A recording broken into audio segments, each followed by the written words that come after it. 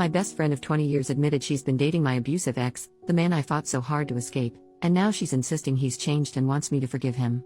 I've tried to write this out for days now, but I keep getting too upset to concentrate, so this might be a bit jumpy. I don't have family in the sense many understand family to be. So I've been pretty much a loner with one exception, my best friend Tammy. We met in middle school and just became joined at the hip. Things changed a bit in college. My parents forced me into a Christian out-of-state college. Tammy applied and got accepted to the other college in the town, so we both went out there and were roommates for 2 of the years before I met my first ever boyfriend. I will call him Trent.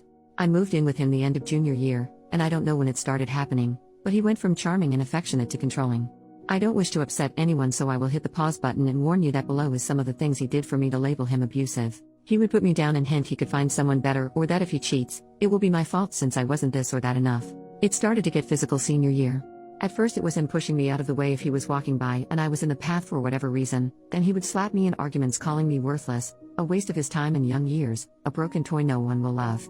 I didn't have any real self-esteem, so I stayed, thinking I was the problem, and when I called home about it, I was told that the problem was me.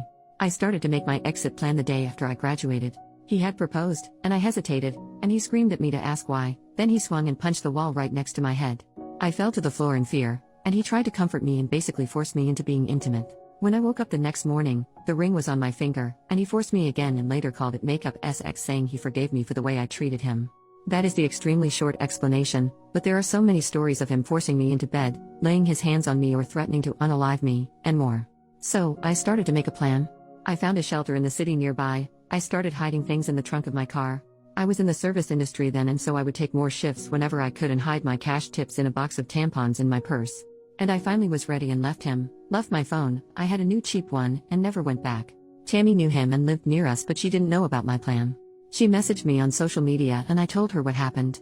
All of what happened. So she played dumb when he came around asking where I was, spinning the story that I was suicidal and he is calling the police to find me. He never found me. That was years ago. I am now 36 and Tammy is too. Trent is 38. Tammy became a bit religious, but I told her as long as she is happy and safe, I don't care what she leans on in faith. She started to invite me out to her church 4 years ago, and I kept saying no until I very firmly said if she brought it up again, I would just walk out or hang up. I'm not against anyone believing what they want, I just don't want or need to be sucked into it. I honestly do not mean any offense to anyone of any faith. I myself am just agnostic, and if that ever will change, I will decide on my own, but I doubt it will. She got a job 2 years ago overseas. I acted excited for her but I was also deeply devastated.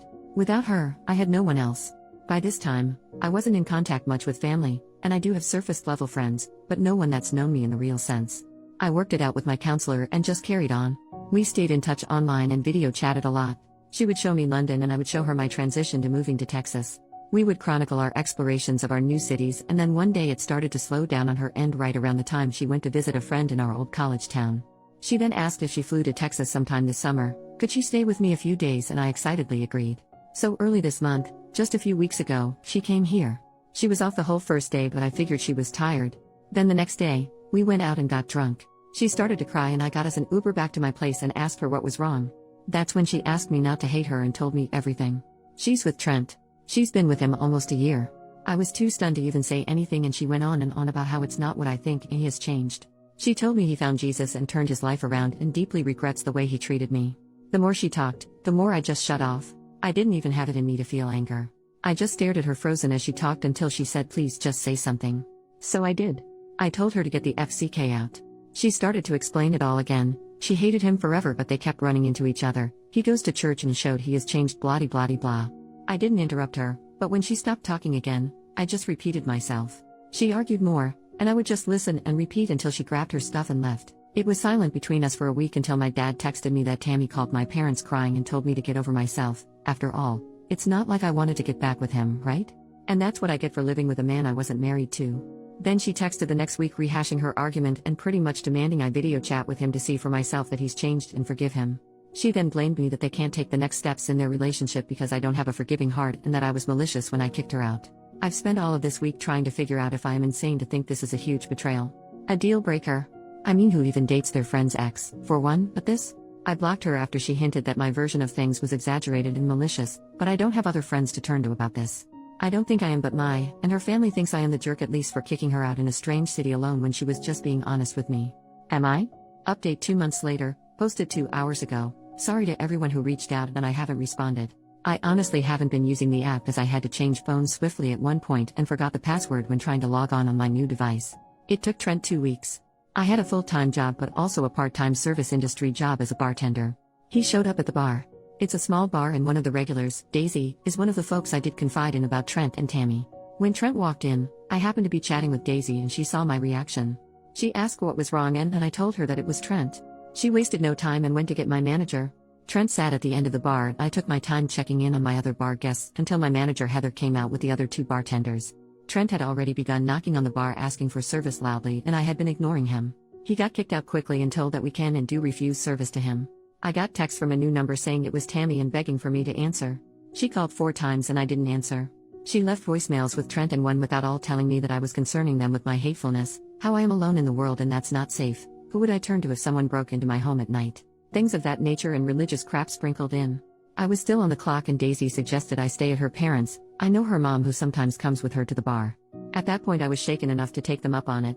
Daisy's mom, Rose, has been sweet enough to let me stay rent-free for as long as I needed but I eventually moved in with one of the servers at the bar. She helped me look for legal representation and I filed for a restraining order using screenshots I had emailed myself prior, old voicemails, and though we could not prove harassment on Tammy's end, Trent had said enough in the voicemails and messages he had sent that it qualified for a temporary restraining order. I am safe for now and the hearing is in January. No one knows where I live currently and I've shut down all social media. I've been no contact with my family as they've been pushing me to give my address so they can send Christmas gifts, but when I gave them a P.O. box Daisy is allowing me to use, they got angry it wasn't an address, and that was suspicious enough for me not to trust them. It's strange but I am slowly making friendships. And seeing a counselor helps with the stress. Trent is pretty much blacklisted from the square of bars where my bar is. Word gets around. I've not walked alone a single shift since. And that's my update. Not perfect, but I remembered my password when I was checking my email for any additional stuff to send to my lawyer, and wanted to let every person concerned about me know that I am okay. When this is resolved I will try to update with more detail.